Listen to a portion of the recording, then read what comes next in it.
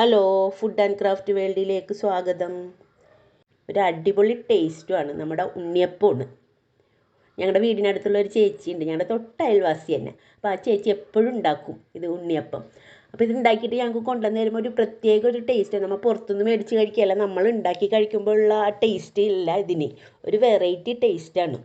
അപ്പോൾ ആ ചേച്ചിൻ്റെ കയ്യിൽ നിന്ന് ഞാൻ ആ റെസിപ്പി മേടിച്ചിട്ടുണ്ടായിരുന്നു. അപ്പോൾ ഞാനതൊന്ന് 2 പ്രാവശ്യം ഉണ്ടാക്കി നോക്കിയിട്ട് എല്ലാവർക്കും കൊടുത്തപ്പോൾ എല്ലാവർക്കും ഒരുപാട് ഇഷ്ടപ്പെട്ട്. അപ്പോൾ അത് നിങ്ങളുമായിട്ടൊന്ന് ഷെയർ ചെയ്യാമെന്ന് വിചാരിച്ച്.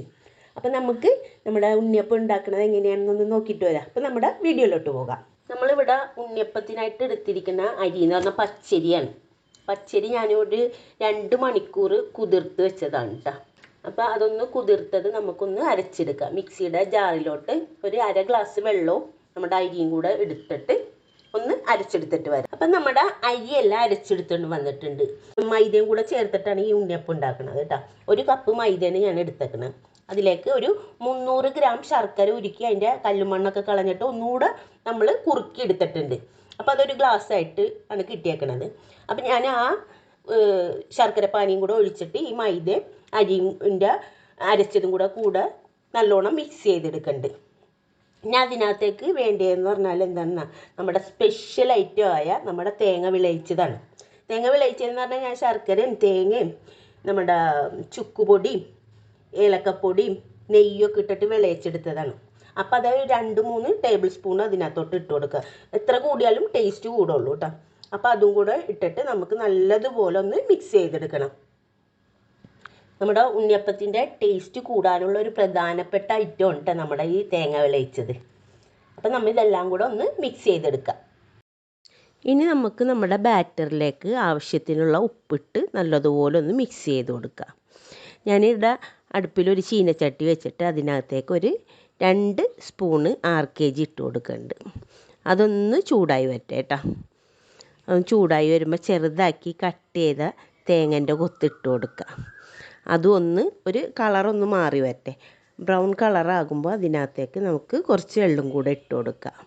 അതും ഒന്ന് മൂത്ത് വരുമ്പോൾ നമുക്ക് നമ്മുടെ ബാറ്ററിലോട്ട് ഇട്ട് കൊടുക്കാം. അതിനകത്ത് നമ്മൾ തേങ്ങ വിളയിച്ചപ്പോൾ ഏലക്കപ്പൊടിയും ചുക്കുപൊടിയൊക്കെ ഇട്ടതാണ്. അപ്പം ഞാനിവിടെ ഒരു 3-4 ഏലക്ക മാറ്റി വെച്ചിട്ടുണ്ടായിരുന്നു. അപ്പോൾ അതും കൂടെ പൊടിച്ചിട്ട് നമ്മൾ ഈ ബാറ്ററിലോട്ട് ഇട്ട് കൊടുക്കുന്നുണ്ട്.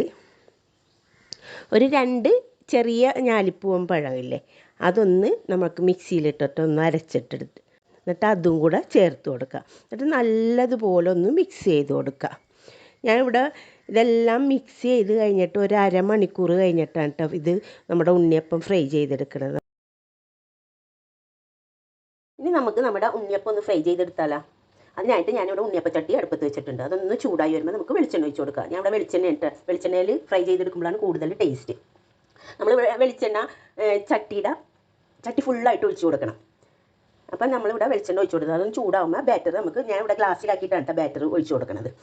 ചട്ടിയിലോട്ട് കുറേശ്ശെ ഒഴിച്ച് കൊടുക്കണം, നിറച്ച് ഒഴിക്കരുത്. കുറേശ്ശെ ഒഴിച്ച് കൊടുക്കുമ്പോൾ തന്നെ ഇതൊന്ന് മാവൊന്ന് പൊങ്ങി വരും.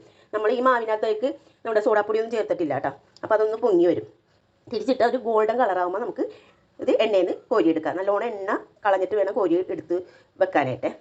അപ്പോൾ നമുക്ക് ബാക്കിയുള്ള മാവും ബാറ്റർ ഇതുപോലെ തന്നെ ഫ്രൈ ആക്കി എടുക്കാം. അപ്പം നമ്മുടെ വെറൈറ്റി ആയിട്ടുള്ള ഉണ്ണിയപ്പം ഇവിടെ റെഡി ആയിട്ടുണ്ട്. അടിപൊളി ടേസ്റ്റാണ് കേട്ടോ. ഒരു പ്രാവശ്യമെങ്കിലും നിങ്ങളൊന്ന് ഉണ്ടാക്കി നോക്കണം കേട്ടോ. അപ്പോൾ എൻ്റെ വീഡിയോ ഇഷ്ടപ്പെട്ടാൽ ലൈക്ക് ചെയ്യാനും ഷെയർ ചെയ്യാനും സബ്സ്ക്രൈബ് ചെയ്യാനും മറക്കരുത് കേട്ടോ. നിങ്ങളുടെ സപ്പോർട്ട് വേണം എനിക്ക്. അഭിപ്രായങ്ങളൊക്കെ ഉണ്ടെങ്കിൽ കമൻ്റായിട്ട് പറയുകയും വേണം കേട്ടോ. അപ്പം ഇനി അടുത്ത നല്ലൊരു വീഡിയോയുമായിട്ട് വീണ്ടും കാണാം.